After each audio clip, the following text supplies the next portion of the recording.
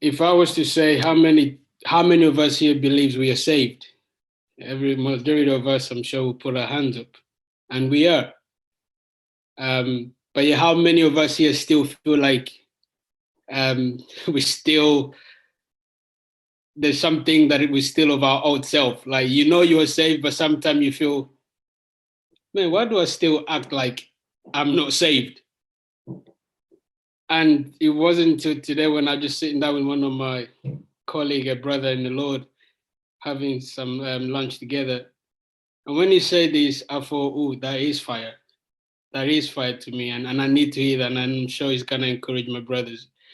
And he said this, he said, when we are saved, our spirit is saved, completely saved, born again, washed, cleansed, perfected, resurrected, new. But our mind is not saved yet. And so the Bible tells us in Romans 12 that we are not to be conformed to this, but to be transformed by the renewing of our mind.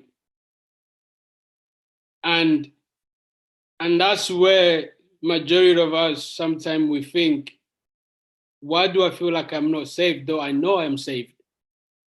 It's because our spirit is saved, but our mind is not saved in the same way as our spirit is already. Our mind is in the process. And I want to encourage us, because sometimes it's almost we can get discouraged and think, why do I need to feel like this? And the enemy can so easily manipulate and almost trying to lie and make us to be discouraged. But if we can comprehend and understand that our mind is in the process of being saved, and how we can be, how do we get our mind to grow quickly, to get to that place of where our spirit, to in line with our spirit. In 2 Corinthians chapter 10, I believe it's verse 5, it goes on to talk about how we destroy stronghold. So when we are saved, our spirit is saved, by our mind, there is still so much stronghold. There's still so much almost you can call them properties where the enemy still has residence in. And as we continue to grow, to renew our mind, we renew our mind by being obedient.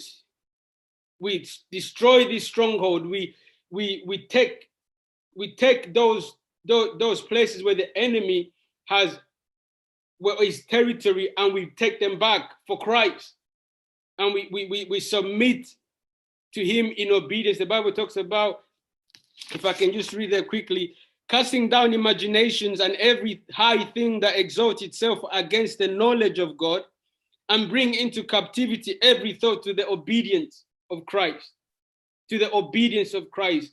And if we